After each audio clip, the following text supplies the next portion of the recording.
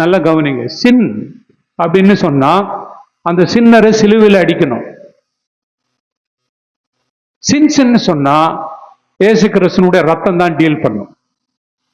நான் என்னுடைய பாவங்களை, நான் தனிப்பட்ட முறையில செஞ்ச பாவத்தை டீல் பண்றது இயேசு கிறிஸ்து சிலுவையில் சிந்தின ரத்தம்.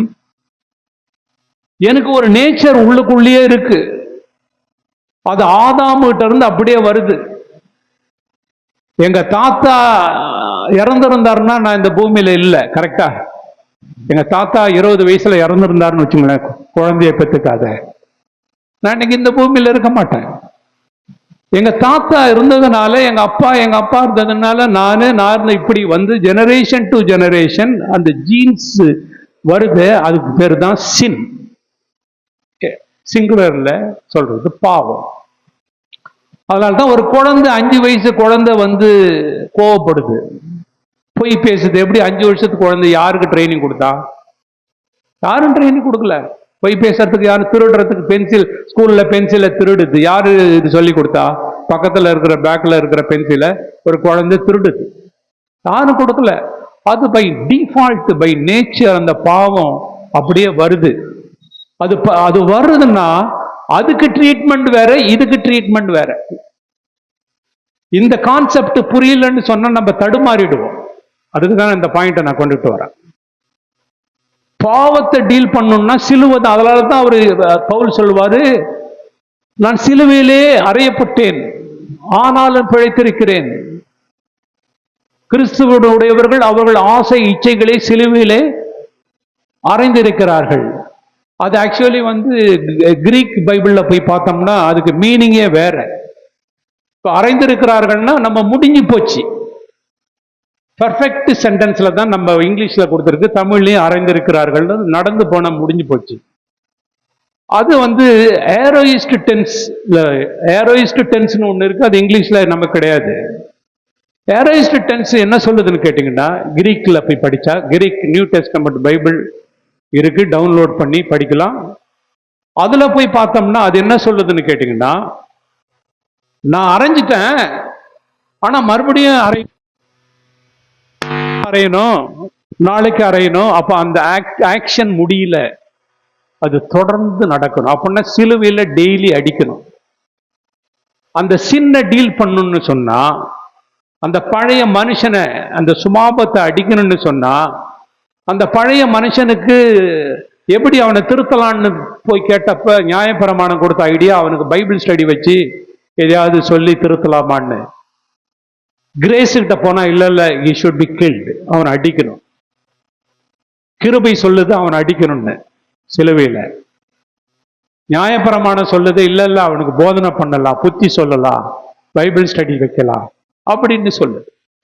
அப்போ வந்து டெய்லி அதை அடிக்கணும், அதை சிலுவையில் அடிச்சுக்கிட்டே இருக்கணும். அதை நீங்களும் நானும் அடிக்க, பரிசுத்த ஆவியானவரால் அடிக்கணும். மாம்சத்தின் கிரியைகளை பரிசுத்த ஆவியானவரால் அழித்தால் நீங்கள் ஜெயிப்பீர்கள். அப்ப மாம்சத்தின் கிரியைகளை நான் அடிக்க முடியாது, பரிசுத்த ஆவியானவர். அப்ப என்கிட்ட பரிசுத்த ஆவியானவரே இல்லாட்டினா நான் எப்படி மாம்சத்தின் கிரியைகளை அடிக்க முடியும்? அந்த கான்செப்ட் புரியுதுன்னு நான் நினைக்கிறேன் உங்களுக்கு.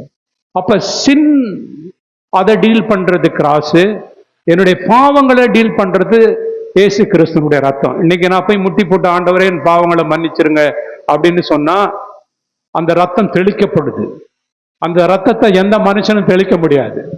நம்ம என்ன பிராக்டிஸ் பண்ணியிருக்கோம், ஒரு தண்ணி எடுத்து ஜெபம் பண்ணி இயேசு கிறிஸ்துவின் ரத்தமா மாத்திரன்னு. அப்படிலாம் இயேசு கிறிஸ்துவின் ரத்தம் சோப்பு வாட்டர் கிடையாது.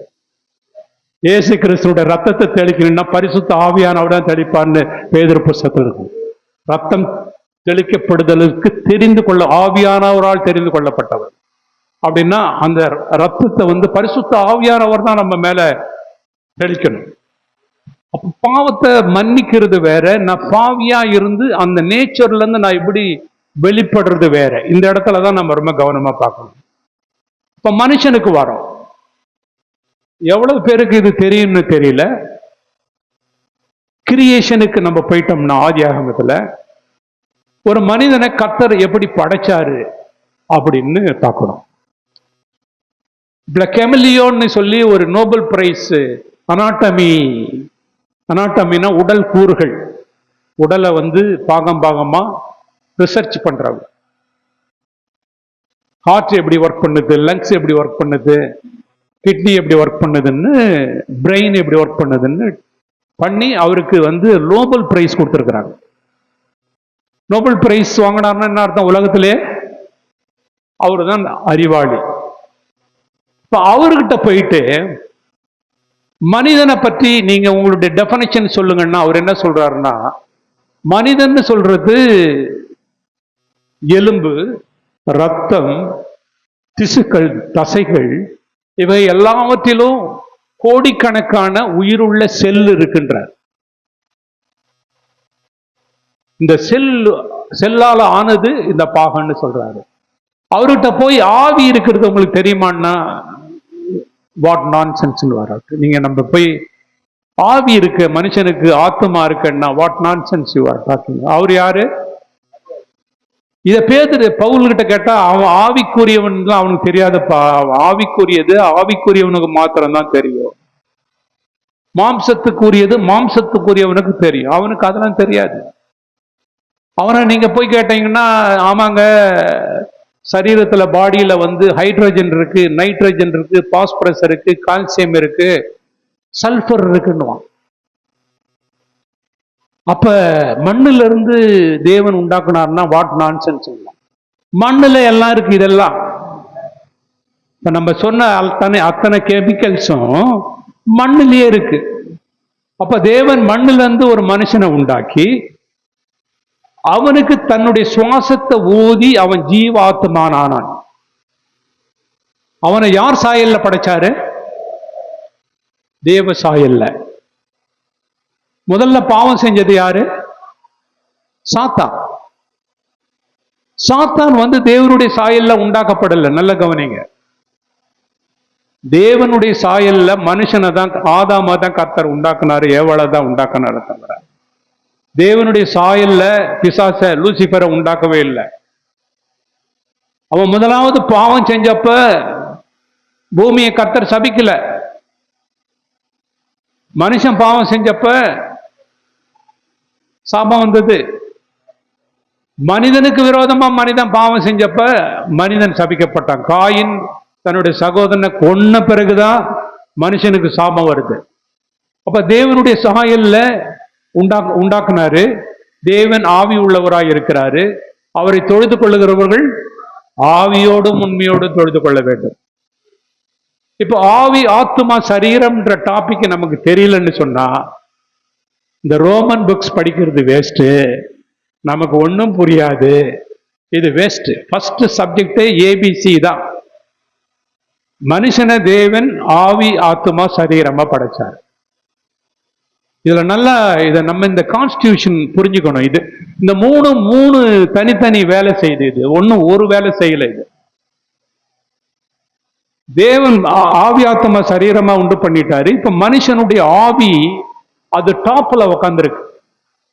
ஒரு மனுஷனுக்கு ஆவிதான் டாப் போஸ்ட்ல உட்காந்துருக்கு.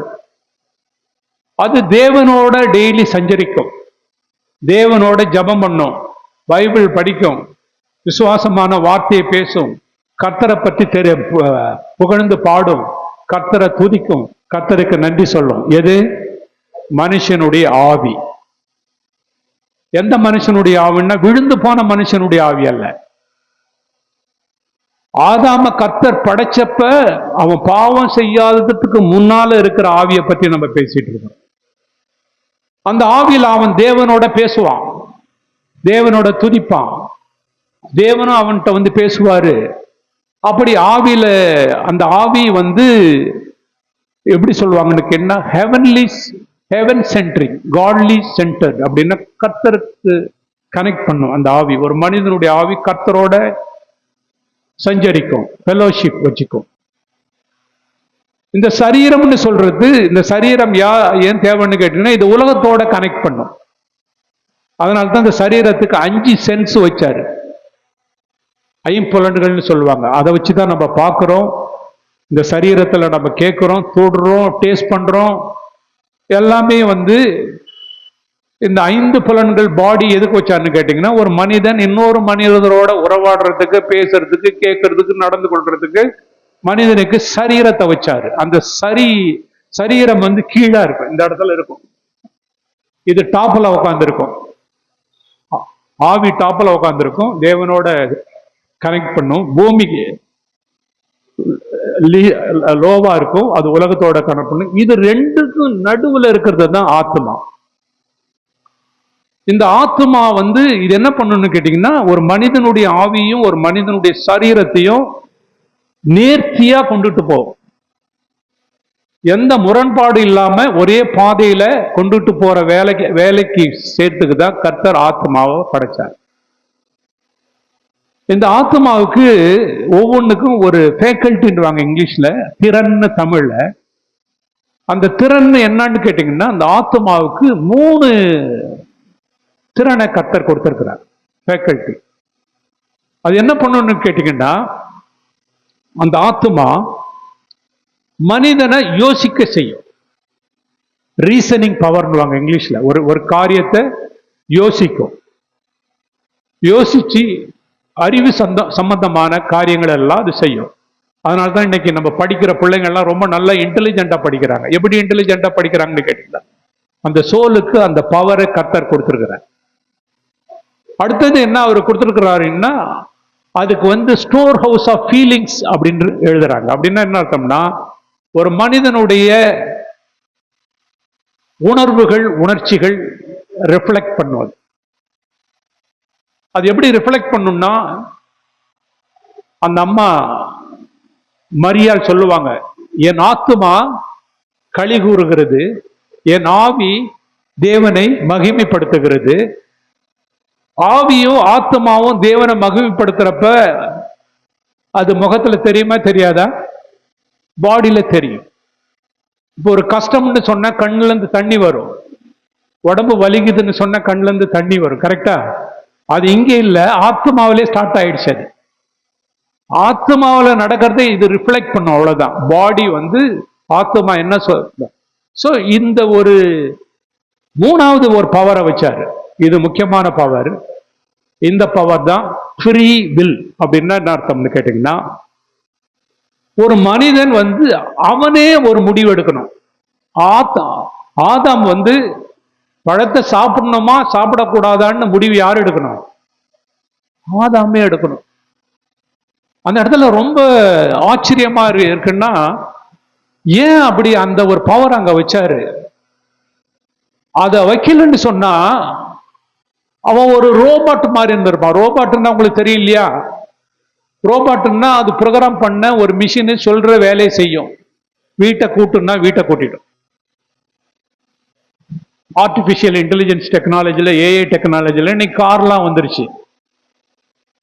அது எப்படின்னு கேட்டீங்கன்னா, இப்ப நான் வந்து ஏர்போர்ட்டுக்கு போகணும்னு சொன்னா, என்கிட்ட கார் இருக்குன்னா, டெஸ்லா கார் இருக்குன்னா, எனக்கு டிரைவிங் தெரியாது, நான் அந்த கார்ல ஏறிக்கிட்டேன்னா என்னை கொண்டுட்டு போய் ஏர்போர்ட்ல விட்டுரும். அது டிராபிக்லாம் அதுவே பார்த்துக்கும், சிக்னல் பார்த்துக்கிட்டு நின்றுக்கும். அப்புறம் ஆள் இல்லை, குறுக்க நடக்கலன்னு அதுவே கிளம்பி போய் என்னை கரெக்டான டெர்மினல்ல கொண்டு போய் விடும். அப்புறம் நேரா அதுவே தானா வீட்டுக்கு வந்து கேரேஜை ஓபன் பண்ணிவிடும். எல்லாம் எலக்ட்ரானிக் லாக்கு. கேரேஜை ஓபன் பண்ணிட்டு உள்ள போய் நின்றுக்கும். இப்படி ஒரு கார் இருக்கு, அந்த காருக்கு பேரு டெஸ்லா. இந்த மாதிரி டாக்ஸி யூஎஸ்ல வந்துருச்சு, நமக்கும் சீக்கிரம் வரும்.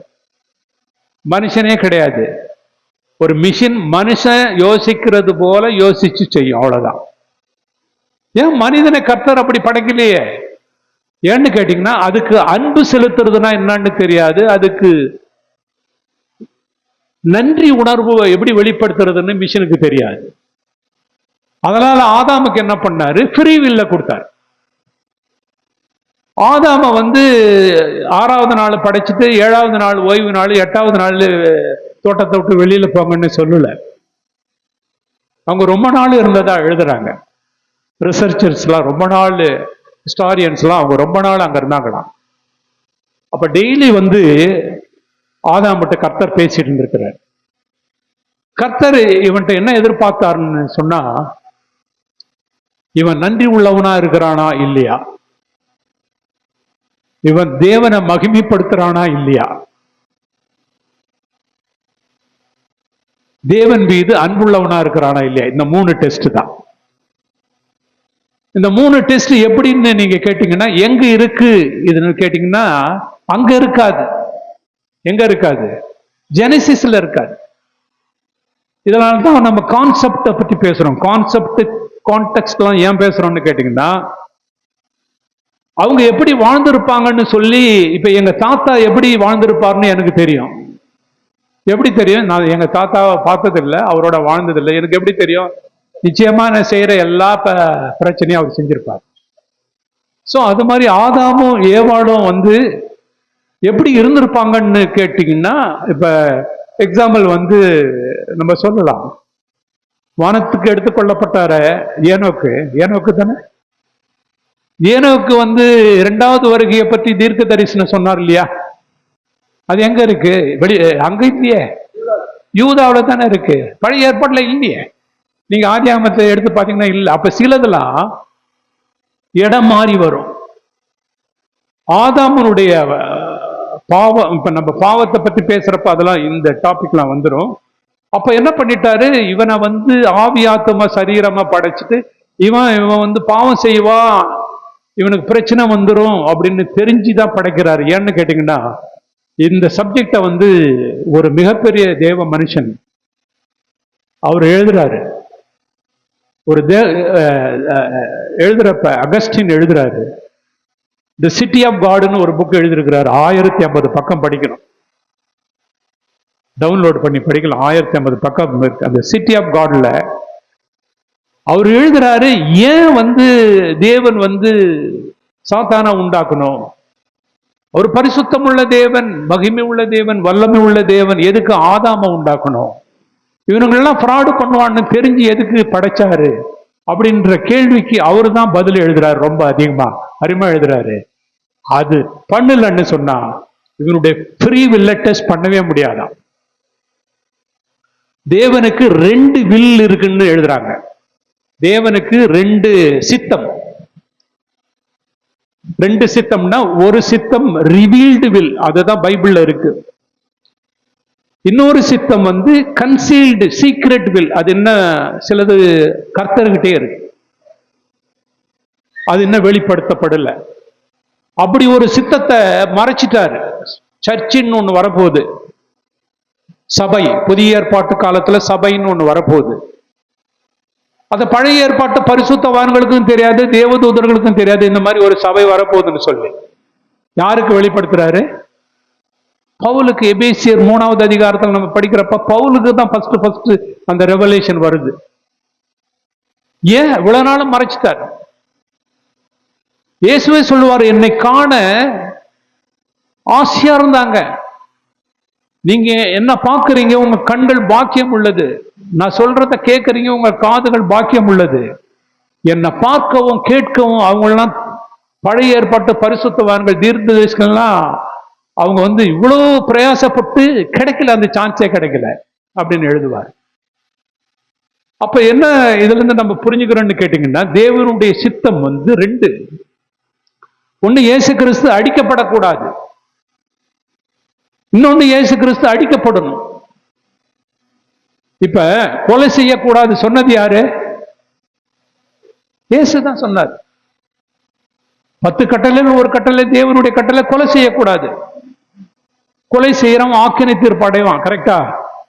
ஆனா அதே தேவன் தான் இயேசு கிறிஸ்து பேதுரு அப்போஸ்தலர் சொல்றப்ப, நீங்க அடிக்கலப்பா, பிலாத்து அடிக்கல, தேவனே அடிச்சார்.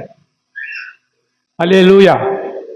அப்ப தேவனுடைய சித்தத்தை வந்து எந்த மனிதனாலும் யாராலும் புரிஞ்சு கொள்ள முடியாது.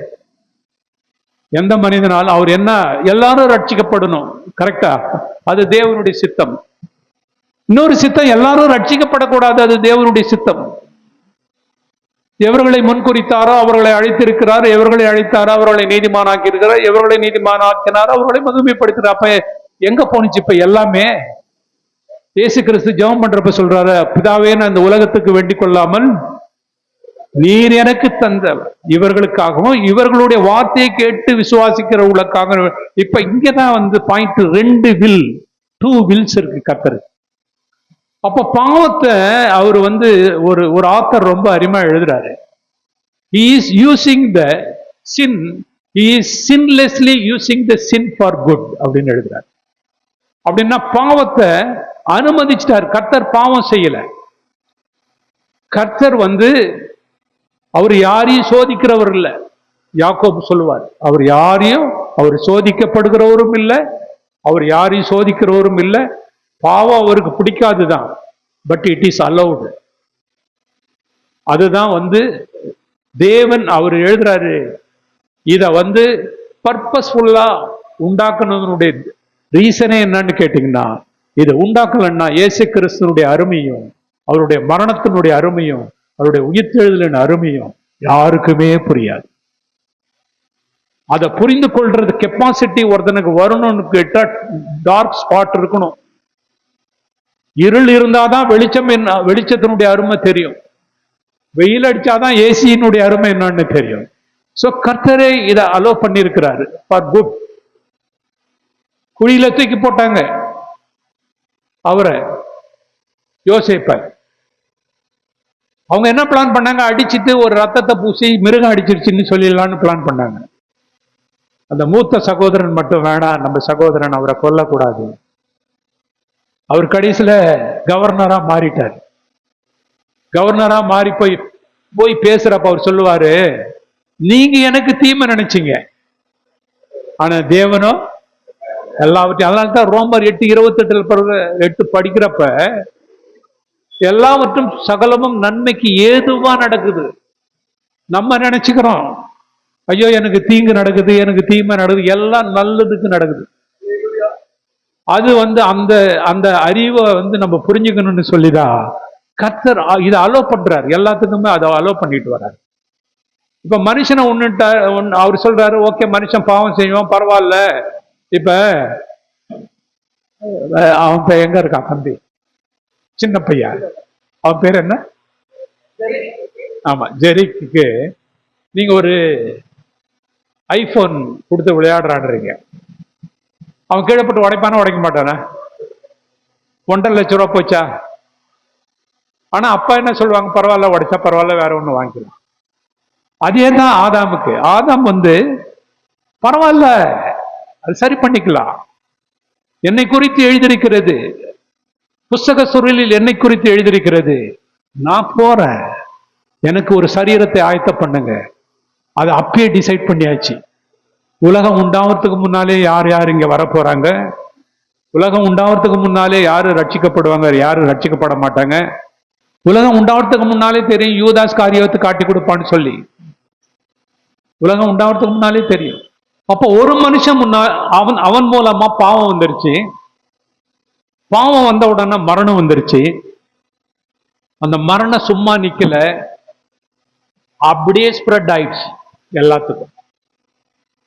அது ஸ்ப்ரெட் ஆகி தலைமுறை தலைமுறையா தலைமுறை தலைமுறையா எல்லாருக்கும் அந்த பாவம் வந்துருச்சு. இப்ப இந்த பாவத்தை மன்னிக்கிறதுக்கு இயேசு கிறிஸ்து வராரு. ஒரு அவ்வளவு பெரிய மிகப்பெரிய தேவன் மன்னிக்கிறதுக்கு ஏன் ரத்தம் சிந்தணும்? வானத்தையும் பூமியும் ஒரு வார்த்தையினால உண்டாக்கக்கூடிய சர்வ வல்லமையுள்ள தேவனான கர்த்தர் மன்னிக்க கடவுதுன்னு சொல்லிட்டாருன்னா மன்னிப்பு வந்துருமா? அப்படின்னா இல்ல. அவருடைய கோர்ட் சிஸ்டமே வேற. ரத்தம் சிந்துதல் இல்லாமல் பாவ மன்னிப்பு கிடையாது. எபிரேயர்ல படி, ரத்தம் சிந்துதல் இல்லாமல் பாவ மன்னிப்பே கிடையாது. அது எந்த ரத்தம் சிந்தப்படணும்? குற்றம் இல்லாதவருடைய ரத்தம் சிந்தப்படணும் அப்படின்னு ஒருவர் கிடையாது. அப்ப இயேசு கிறிஸ்து இந்த பூமிக்கு மனிதனாக வாழ்ந்தாரு. இப்ப இயேசு கிறிஸ்துனுடைய ரத்தத்துல பாவ மன்னிப்பாக மீட்பு இருக்குன்னு சொல்லி நம்ம எபேசியர் 2வது அதிகாரம் 8வது எபேசியர் 1:7 அவருடைய கிருபையின் ஐஸ்வர்யத்தின்படியே இவருடைய ரத்தத்தினாலே பாவ மன்னிப்பாகிய மீட்பு இவருக்குள் நமக்கு உண்டாயிருக்கிறது. கொலோசியர் 1:14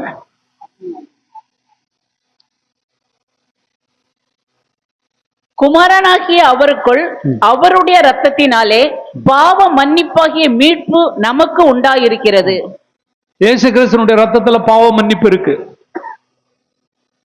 இப்ப நம்ம ஒரு ஒரு இத ரொம்ப திங்க் பண்ணணும். இத 33 வருஷம் இந்த பூமியில கர்த்தர் வாழ்ந்தாரு. 33 வருஷமா? 33 வருஷம் வாழ்ந்தாரு. 10 வயசுல கார்பெண்டரா அந்த ஷாப்புக்கு போனாருன்னு நம்ம கற்பனை பண்ணி பார்ப்போம். ஒரு 20 வருஷம் அந்த கார்பெண்டரா வேலை செய்யறாரு. நிச்சயமா அவர் கையில அடிபட்டிருக்கும், காலில் அடிபட்டிருக்கும், ரத்தம் வந்திருக்கும். இல்ல எங்கேயாவது நடந்து போறப்ப அவர் காலில் இருந்து ரத்தம் வந்திருக்கும். இல்ல எருசலேம்ல அவரை அடிச்சிட்டு போறப்ப அவர் சரீரத்துல இருந்து ரத்தம் வந்தது. இல்ல கெத்செமனே தோட்டத்துல ஜபிக்கிறப்ப வேர்வை ரத்தமா வந்தது. இப்ப இந்த ரத்தம் நம்மளுடைய பாவத்தை மன்னிக்குமா அப்படின்ற ஒரு கேள்வி வந்தா மன்னிக்காது. என்ன சொல்லுதுன்னு கேட்டீங்கன்னா, ரத்தம் சிந்தி மரித்து அடக்கம் பண்ணப்பட்டு உயிரோடு எழுந்தாதான் அந்த ரத்தம் என் பாவத்தை மன்னிக்குமே தவிர, சும்மா ஒரு சரீரத்திலிருந்து வர்ற ரத்தம் பாவத்தை மன்னிக்காது.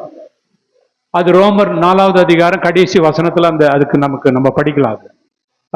ரோமர் 4 கடைசி வசனத்துல அவர் நமக்காக அடக்கம் பண்ணப்பட்டு நம்முடைய கர்த்தராகிய இயேசுவை மரித்தோரிலிருந்து எழுப்பினவரை விசுவாசிக்கிற நமக்கும் அப்படியே எண்ணப்படும். அவர் நம்முடைய பாவங்களுக்காக ஒப்பு கொடுக்கப்பட்டும் நாம் நீதிமான்கள் ஆக்கப்படுவதற்காக எழுப்பப்பட்டும் இருக்கிறார். ஆமா, இயேசு கிறிஸ்து மரித்து உயிரோட எழுந்திருக்கலன்னா அவருடைய ரத்தம் நம்ம பாவத்தை மன்னிக்காது. ரொம்ப தெளிவா இருக்கு. இப்ப ஒருவேளை நம்ம எல்லா ஆப்ஷன்லையும் கற்பனை பண்ணணும். நல்லா இத கற்பனை பண்ணி பார்க்கணும். இயேசு கிறிஸ்து முழுக்க மனிதர், முழுக்க தேவன். பூமியில இருக்கிறாங்க 50-50 60-40 கிடையாது. முழுக்க மனிதர், முழு தேவன். இப்ப மனிதனுக்கு உரிய சோர்வு வந்துதான் அவரு மரணத்துக்கு ஏற்ற எனக்கு துக்கம் வந்திருக்கு, என்ன கூட ஜபம் பண்ணுங்கன்னு சொல்றப்ப அவருக்கு சோர்வு வந்துருச்சு.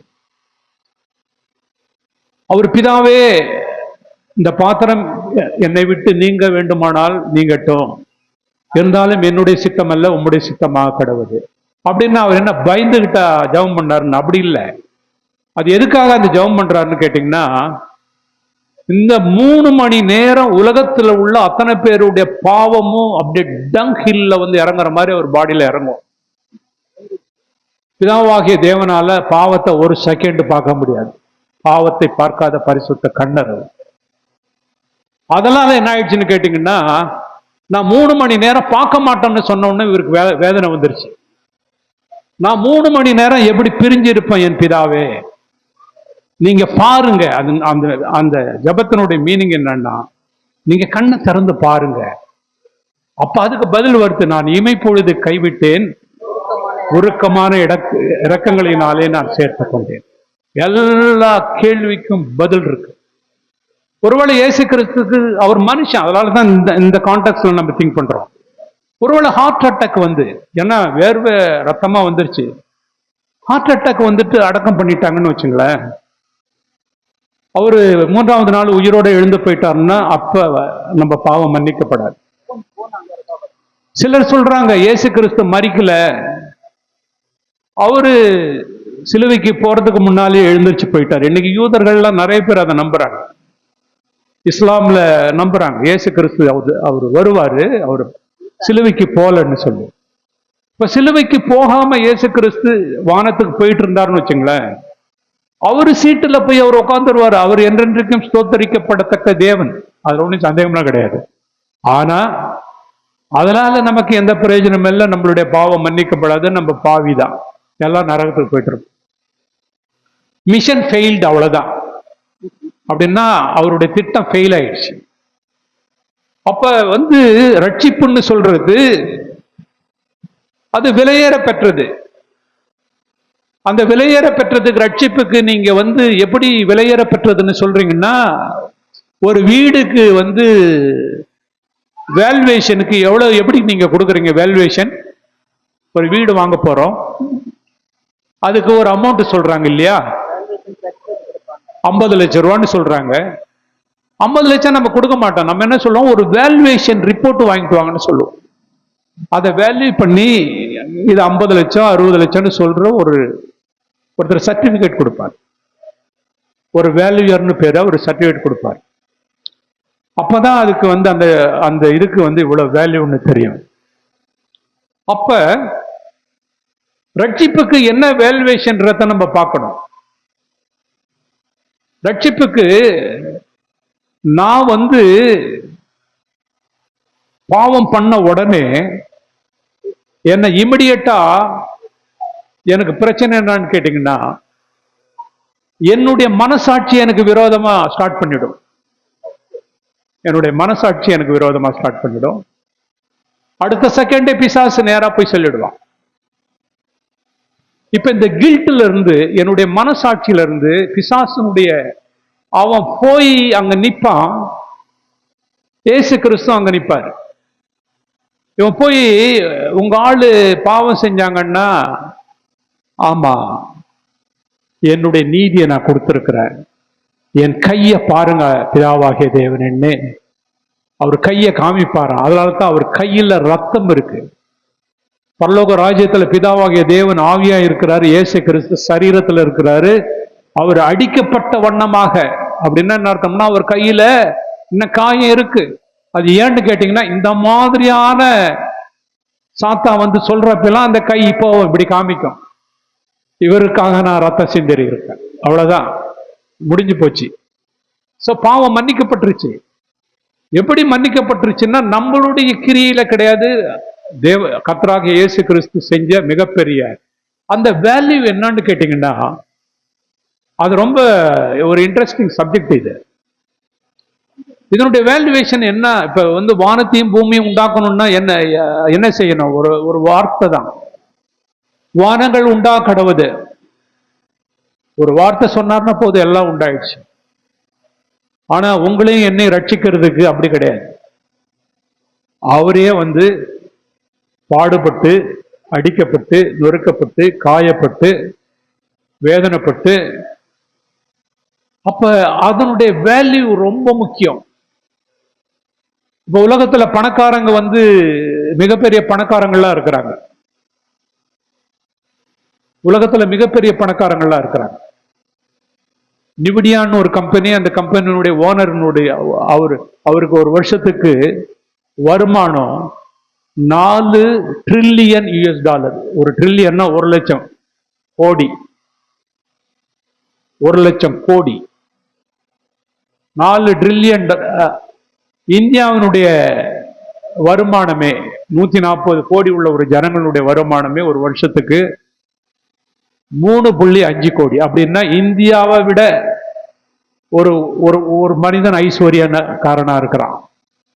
இப்ப அவன்கிட்ட போய் உன்கிட்ட இருக்கிறதுலே மிகப்பெரிய ஐஸ்வர்யம் என்னன்னு சொன்னா, அவன் என்ன சொல்லுவான்?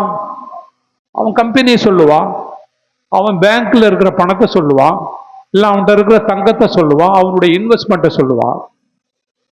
பிதாவாகிய தேவன்கிட்ட போய் கேட்கறாங்க, உங்களுக்கு ஐஸ்வர்யத்துல உங்களுக்கு என்ன? அவர் வானத்தை சொல்லல, பூமியை சொல்லல, பூமியில இருக்கிறத சொல்லல. அவருடைய ஐஸ்வர்யவன் யாருன்னு கேட்டா, அவர் சொன்னாரு, இயேசு கிறிஸ்துவினுடைய ரத்தத்தினாலே மீட்கப்பட்ட என் பிள்ளைகள். அது எங்க வசனம் இருக்குன்னு கேட்டீங்கன்னா, எபேசியர் புஸ்தகத்துல நம்ம படிக்கிறப்ப, பிதாவே இவருடைய இருதயத்தின் மனக்கண்களை திறந்தருளுங்க, இவர்களுக்கு பரிசுத்தவான்களுடைய ஐஸ்வர்யத்தை இவங்க கண்டுபிடிக்கணும். பிதாவாகிய தேவனுடைய இன்ஹெரிட்டன்ஸ் ஆஃப் காட் இன் செயின்ட்ஸ் 1:18. ஆ, தாம் நம்மை அழைத்ததினாலே நமக்கு உண்டாயிருக்கிற நம்பிக்கை இன்னதென்றும், பரிசுத்தவான்களிடத்தில் தமக்கு உண்டாயிருக்கிற சுதந்திரத்தினுடைய மகிமையின் ஐஸ்வர்யம் இன்னதென்றும். ஆமா, the richness of inheritance அப்படின்னா என்ன அர்த்தம்னா, அவருக்கு எவ்வளவு சொத்து இருக்கு. அவருடைய சொத்து யாரு? இயேசு கிறிஸ்து, அவருடைய பிள்ளைகளும். அப்ப வானம் கிடையாதா? இல்ல, இந்த பூமி கிடையாது. ஏன்னா அதனால தான் வானமும் பூமியும் அழிய போகுது. வானமும் பூமியும் அழிஞ்சிடும், புதிய வானம் புதிய பூமி வந்துடும். அவருடைய ராஜ்யத்துல போறவங்க தான் மிகப்பெரிய சொத்து. அது எப்படி அவர் கணக்கு பண்ணார்னா, இயேசு கிறிஸ்துனுடைய ரத்தம். அதனுடைய வேல்யூவேஷனை தான் பேதுரு சொல்வாரு, வெள்ளியினாலும் அல்ல, பொன்னினாலும் அல்ல, விலையேறப்பட்ட இயேசு கிறிஸ்துனுடைய ரத்தத்தினாலே மீட்கப்பட்டது. அப்ப அவ்வளவு பெரிய விலைக்கரியம் கொடுத்து வாங்கினவங்க நம்ம வந்து சாதாரணமா நம்மளே வந்து அண்டர் எஸ்டிமேட் பண்ணிக்கூடாது. நம்ம அண்டர் எஸ்டிமேட் பண்ண நான் எதுக்கும் லாக் இல்லைங்க, நான் ஒரு யூஸ்லெஸ் அப்படின்னு சொல்லக்கூடாது. தேவனுடைய பார்வையில விலையேற பெற்றவங்க நம்ம. அல்லேலூயா. இப்ப இந்த கிரியேஷன்ல நம்ம பார்த்துட்டு வந்தோம். பாவத்தை குறித்து பாவம் வந்துருச்சு. பாவம்ன்றதுக்கு சின் அப்படின்றதுக்கு டெஃபனிஷன் போய் தேடி பார்த்தா அதுக்கு கிரீக் பைபிள்ல போட்டிருக்கிற வார்த்தை ஹிமாட்ரியா, HIMARTIA, ஹிமாட்ரியா. அதுக்கு 5 வார்த்தை இருக்கு. ஆனா இந்த வார்த்தையை தான் பவுல் எழுதுறாரு. இந்த இடத்துல எழுதுறப்ப அவர் எழுதுற வார்த்தை ஹிமாட்ரியா. ஹிமாட்ரியான்னா என்ன சொல்லுவாங்கன்னு கேட்டீங்கன்னா, ஆர்ச்சர்னா தெரியல, குறி வச்சு அடிக்கிறாங்களே, வில் அடிக்கிறாங்க இல்லையா, அம்பு எய்யுறது. அந்த அம்பு எய்யுறத வந்து ஒரு தலையில, உதாரணத்துக்கு இப்போ ஒருத்தர் தலையில ஒரு ஆப்பிளை வச்சிருவாங்க. பிராக்டிஸ்ல அந்த தலையில இருக்கிற ஆப்பிளை கரெக்டா ஹிட் பண்ணணும். ஹிட் பண்ணலன்னா பாவம் செஞ்சிட்டீங்கன்றாங்க. சிந்துன்னா அந்த அந்த வார்த்தையினுடைய அர்த்தம். சிந்துன்னா அடிக்க வேண்டியதை அடிக்கல, மிஸ் ஆயிடுச்சு. அதே மாதிரி இந்த இடத்துல அடிக்க கூடாது, அடிச்சுட்டாலும் அதுவும் பாவம், சிந்து. இதை வச்சுதான் வந்து இதுக்கு டெஃபினேஷன் கொண்டு வராங்க. பாவம்ன்றது ஒமிஷன் அண்ட் கமிஷன். ஒமிஷன் சொன்னா, கமிஷன் சொன்னா செய்யக்கூடாததை செய்யறது பாவம், செய்ய வேண்டியதை செய்யாததும் பாவம். யாக்கோபு எழுதுவாரு, நீங்கள் நன்மை செய்ய அறிந்திருந்த பொழுதும் செய்யலன்னா பாவம். அப்ப செய்யக்கூடியதை செய்யணும், செய்யக்கூடாததை செய்யக்கூடாது. இப்ப அப்படி பார்த்தா இந்த சின்னனுடைய டெஃபினேஷன்ல பவுல் கொண்டுட்டு வந்தது இந்த 2வது பார்ட்டை கொண்டுட்டு வரல. இவன் மீறுதல், இவன் வந்து கீழ்ப்படியணும், இவன் கீழ்ப்படியல, அதனால பாவம்னு சொல்லி அங்க கொண்டுட்டு வந்தார். ஒரு அஸ்பெக்ட தான் கொண்டு வர்றாரு, இன்னொரு அஸ்பெக்ட் அவர் கொண்டுட்டு வரல பாவத்துல. இத வந்து மார்ட்டின் லூத்தர் ரொம்ப அழகா எழுதுறாரு. மார்ட்டின் லூத்தர் எழுதுறப்ப என்ன எழுதுறாருன்னு கேட்டீங்கன்னா, ஆதாம் செஞ்ச பாவம்னா நம்ம என்ன சொல்லுவோம்,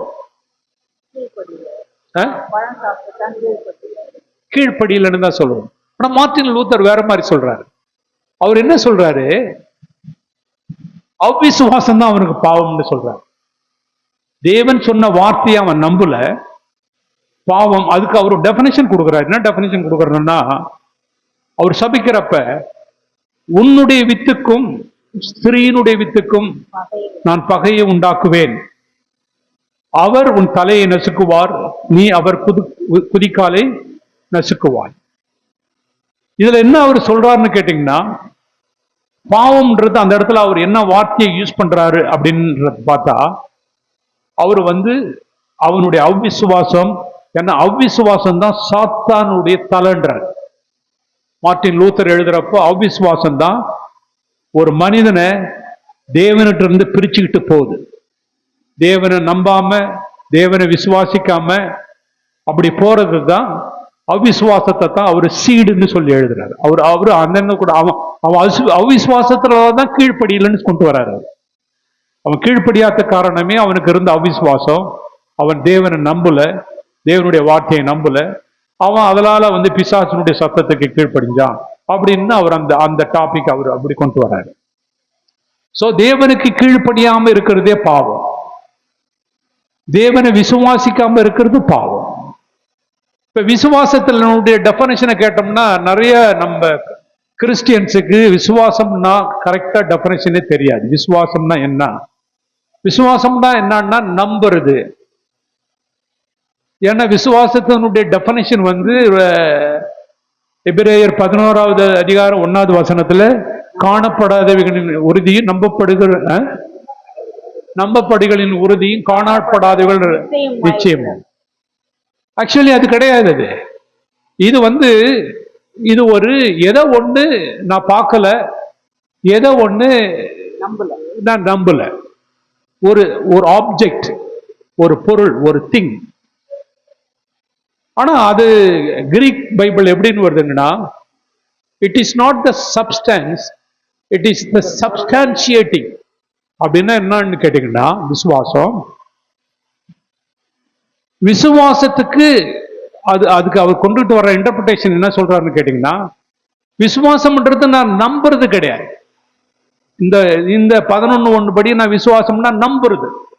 தேவன் இருக்கிறார், என் பாவத்துக்காக ரத்தம் சிந்தினார், மரித்தார், உயிர் தெழுந்தார், அவர் வரப்போகிறார்ன்றது நம்புறது சொல்லல. அது என்ன சொல்றதுன்னா சப்ஸ்டான்சியேட்டிங் அப்படின்றது.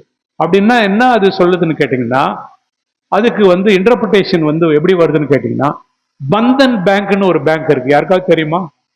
அந்த பேங்க் பேர் பந்தன் பேங்க். தமிழ்நாட்டுல தானே இருக்கு. அப்படி ஒரு பிரைவேட் பேங்க் இருக்கு. அந்த பேங்க் இருக்கு. அந்த இப்ப என்ன கேட்டீங்கன்னா, பந்தன் பேங்க் இருக்குன்னு நீங்க நம்புறீங்களான்னா, ஆமா பந்தன் பேங்க் இருக்குன்னு நான் சொல்லுவேன். தட் இஸ் மென்டல் அசென்ட், ஒரு உண்மையை ஒத்துக்கிறது. அது ஒரு பேங்க் இருக்கு, ஆமா பந்தன் பேங்க் உங்களுக்கு தெரியுமான்னா தெரியும்னு நான் சொல்லுவேன். இது சப்ஸ்டன்ஸ், இது ஒரு சப்ஸ்டன்ஸ். சப்ஸ்டான்சியேட்டிங்னா என்னன்னு கேட்டீங்கன்னா, விசுவாசம்னா அடுத்த இது என்ன சொல்லணும்னா, நான் தேவனுக்கு நம்பி என்னுடைய வாழ்க்கையை அர்ப்பணிக்கிறேன். இப்ப நான் ஒரு 50 லட்சம் ரூபாய் பணம் போட போறேன் டெபாசிட்ல. நான் பந்தன் பேங்க்ல போடுவேனா, ஸ்டேட் பேங்க்ல போடுவேனா? ஸ்டேட் பேங்க்ல தான் போடுவேன். ஸ்டேட் பேங்க்ல தான் போடுவேன். ஏன்? அது உங்க பேங்க்.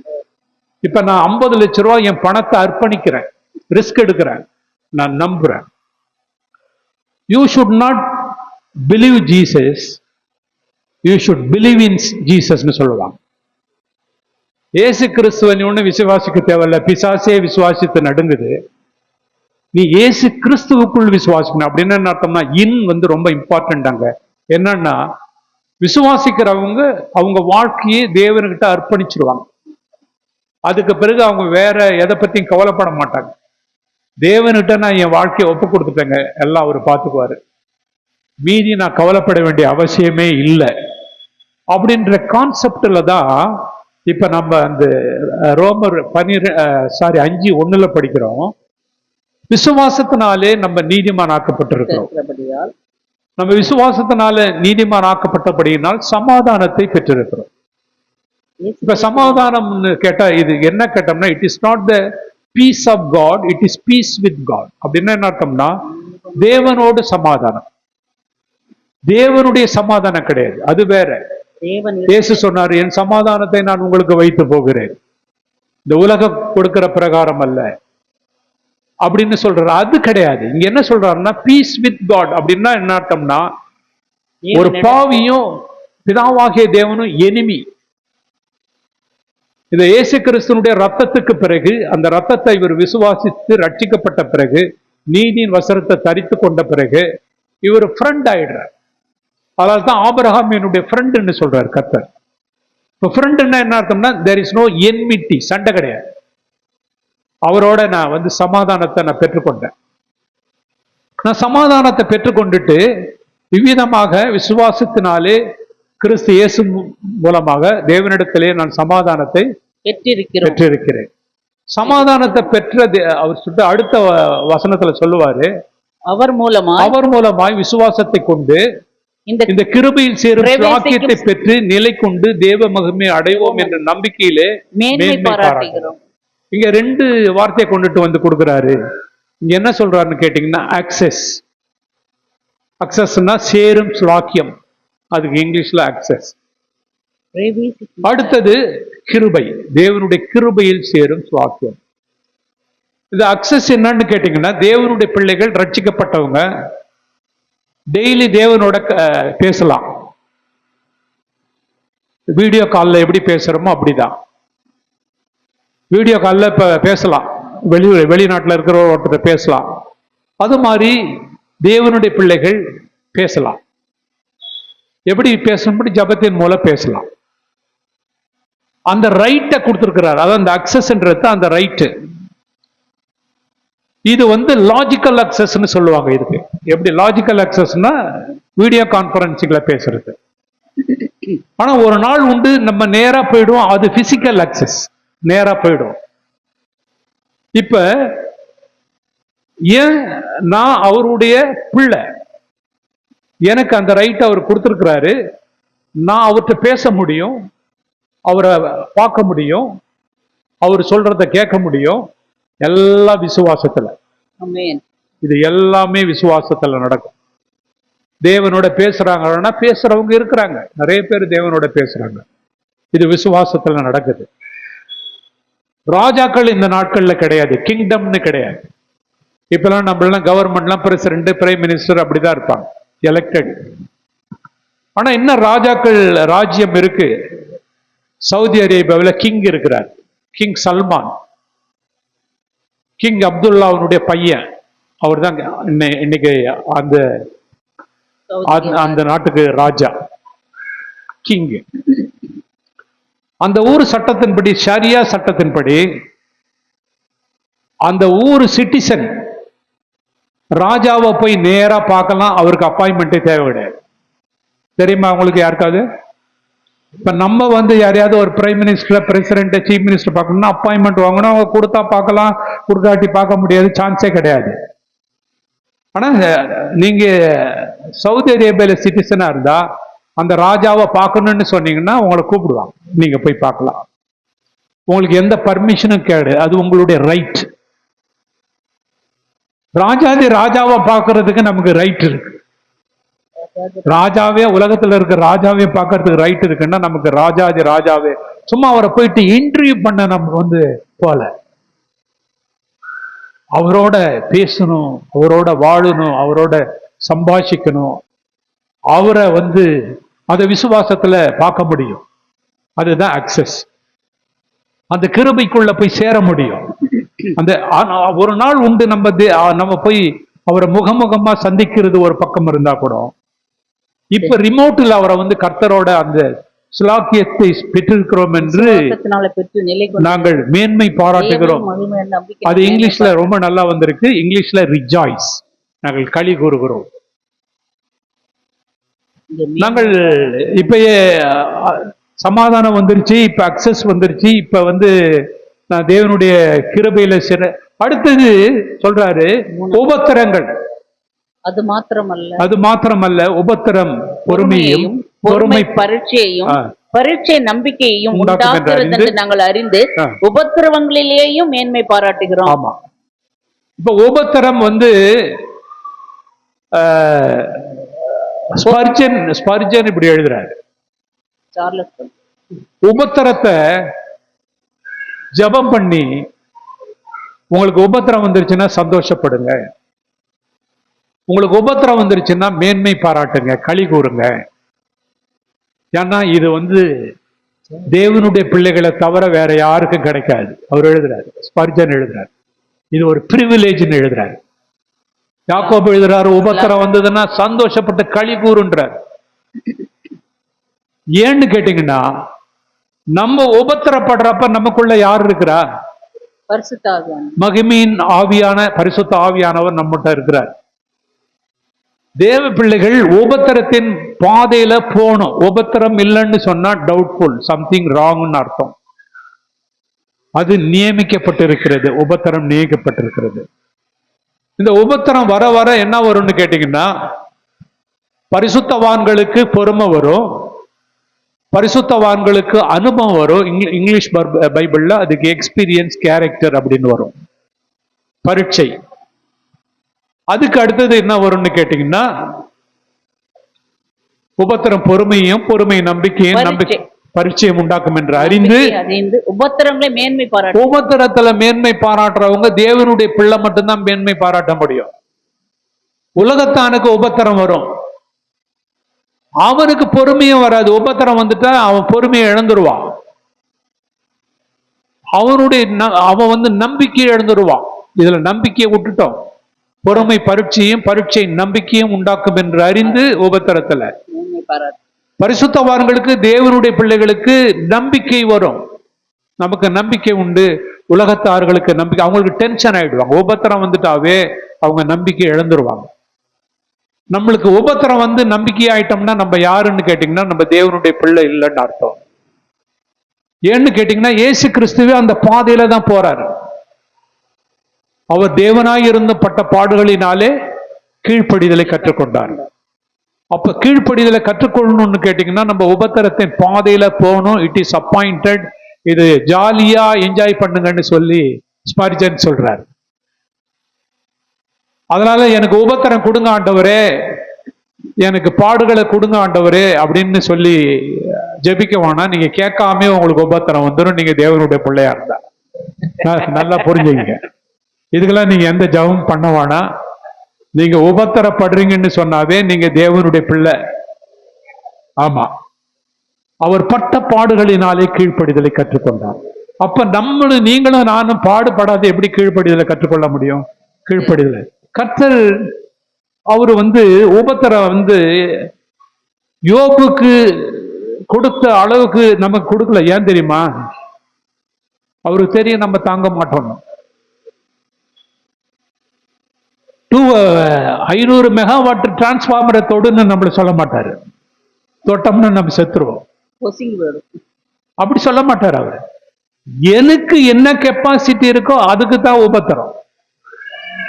யோபு தாங்குவாரா? சரிப்பா, அவர் தாங்குவாரு. அவருக்கு அதிகம்.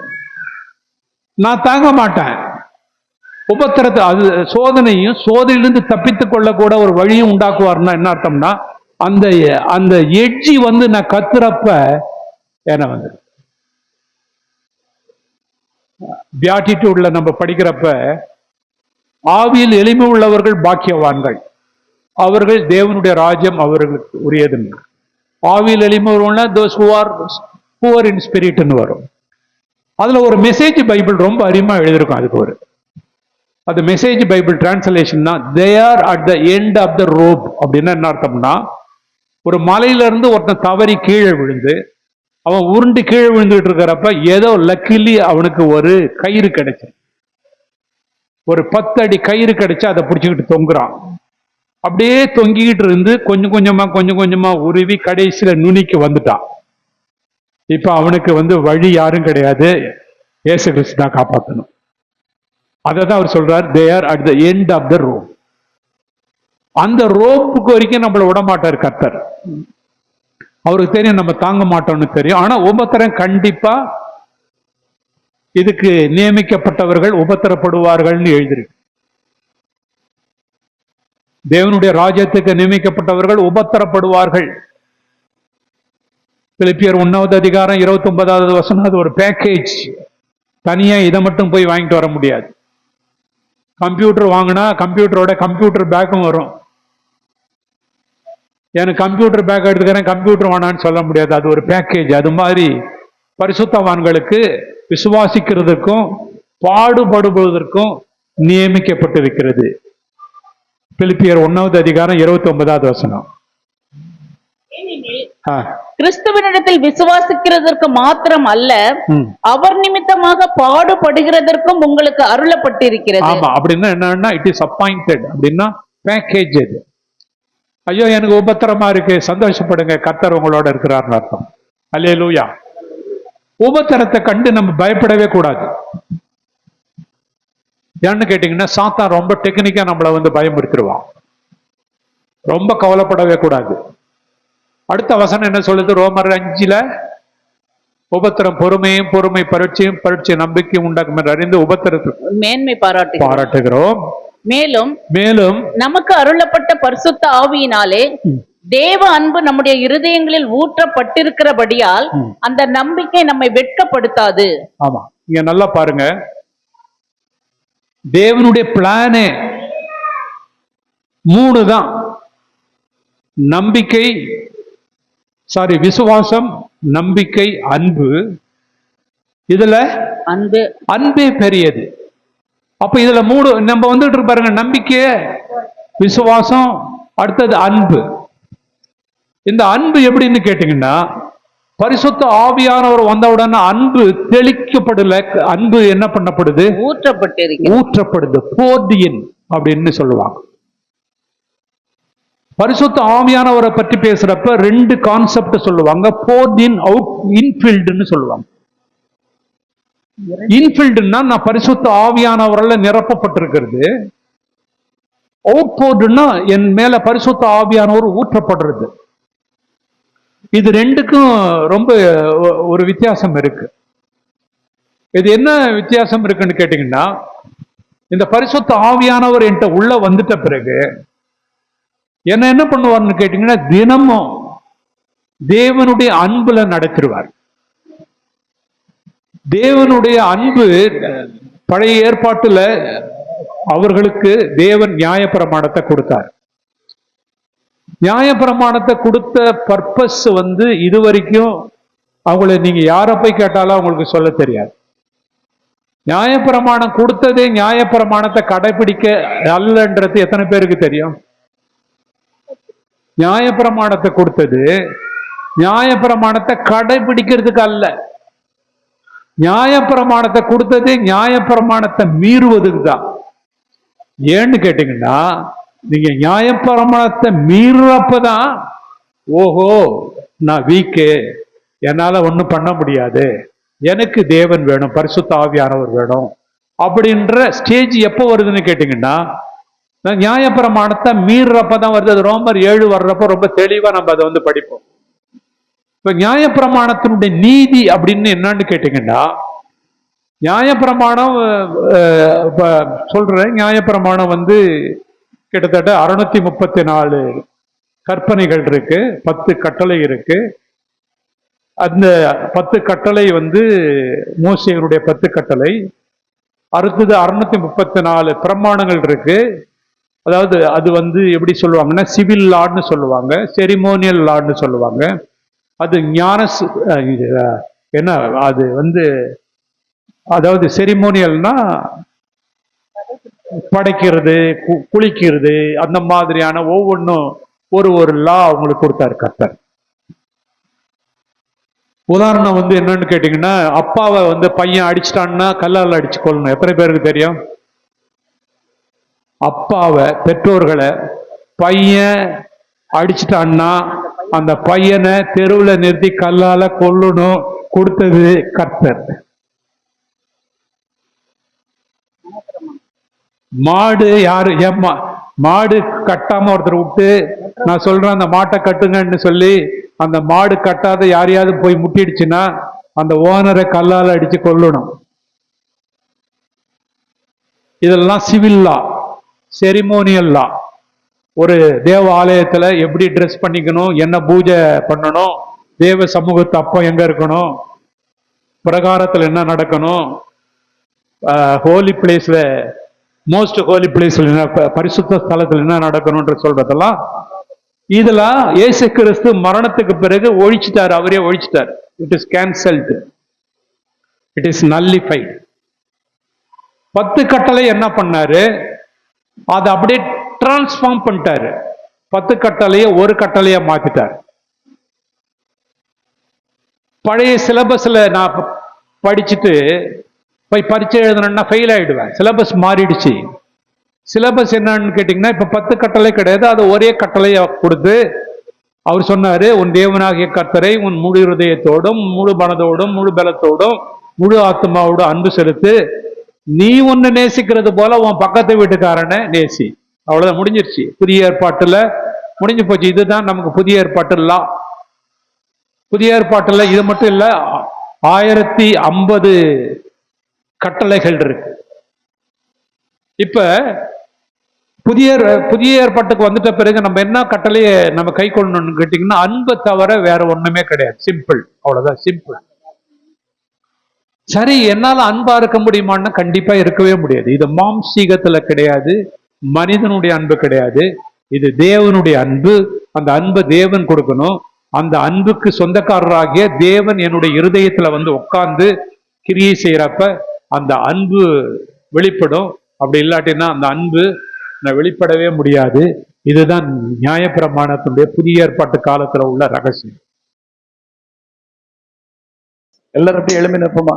எழுமி நின்று அந்த ஸ்தோத்திரம் உலகம் மாமிசம் பிசாசின் அடிமையாகவே பாவினால் ஜீவித்தேன்.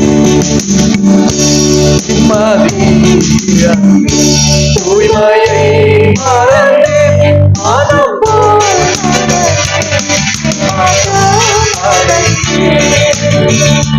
சின்னையா தேடி ஐயா ஏசுநாதா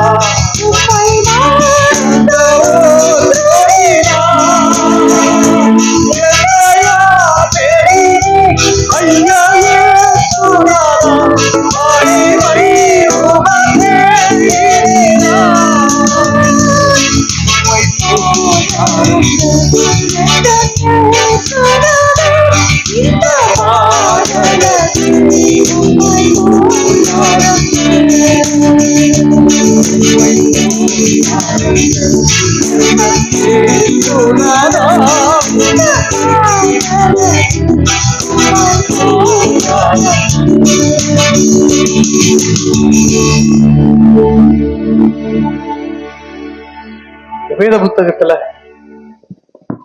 அது சொல்லப்பட்ட கான்செப்ட் என்னங்கிறதை எடுத்து 4 பகுதியா நம்ம படிக்கிறோம்.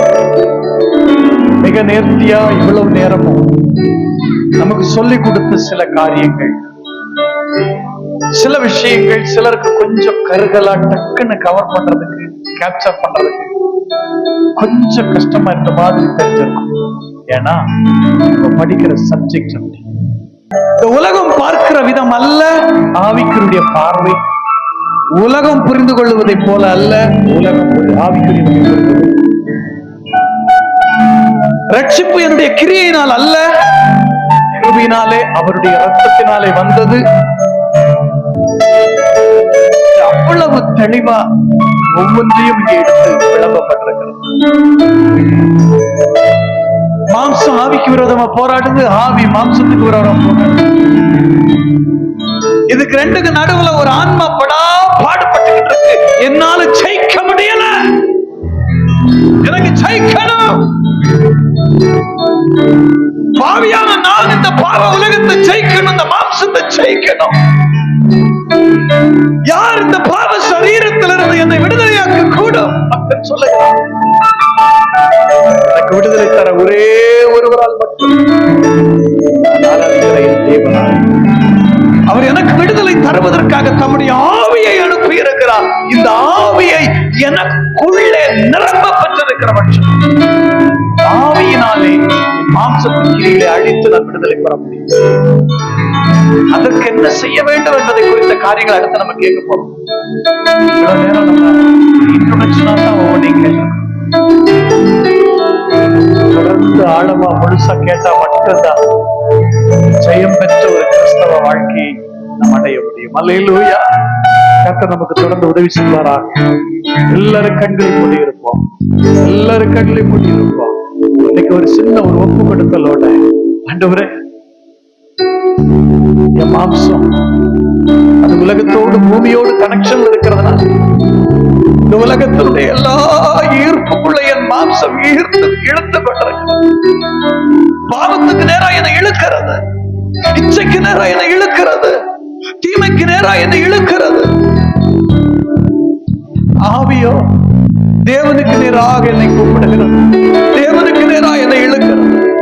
இந்த இரண்டுக்கு நடுவில் என் ஆன்மாவாகிய நான் சிக்கிக் கொண்டு தவிக்கிறேன். பல நேரங்களிலே உலகம் எனக்கு இனிமையாய் தெரிகிறது, ஆனா ஆவியினாலே தேவனோடு ஈர்க்கப்படுகிற போது இந்த உலகம் எனக்கு வெறுப்பாய் தெரிகிறது. நான் ரெண்டுக்கு நடுவுல மாட்டிட்டு தவிக்கிறேன். எனக்கு ஒரு விடுதலை வேணும். இதுல விடுதலை பெற்றவர்கள் தானே நித்தியத்துக்குள்ள பிரவேசிக்க முடியும். எனக்கு அந்த விடுதலை வேணும் இந்த ஆண்டவரிடத்துல இப்ப நம்ம கேட்க போறோம். இன்னைக்கு அதுக்கான பதில கர்த்தர் நமக்கு தொடர்ந்து தரப்போகிறார். இங்க இருந்து நீங்க மாலை வேளையில இங்க இருந்து இறங்கி போகும்போது நான் சொல்றேன், நிச்சயமா மாம்சத்துல இருந்து விடுதலை பெற்ற அந்த மாம்சத்தின் கிரியிலிருந்து விடுதலை பெறுவது வழிகளை கற்றுக்கொண்டு போகும். ஒரு ஜெயமுள்ள ஒரு கிறிஸ்தவனாய் வாழ்வதற்கு என்ன செய்ய வேண்டும் என்ற அடிப்படையை தெரிந்துவிட்டு போக போகிறோம். கர்த்தர் நமக்கு உதவி செய்வார். எல்லாரும் கண்களை மூடி இருப்போம்.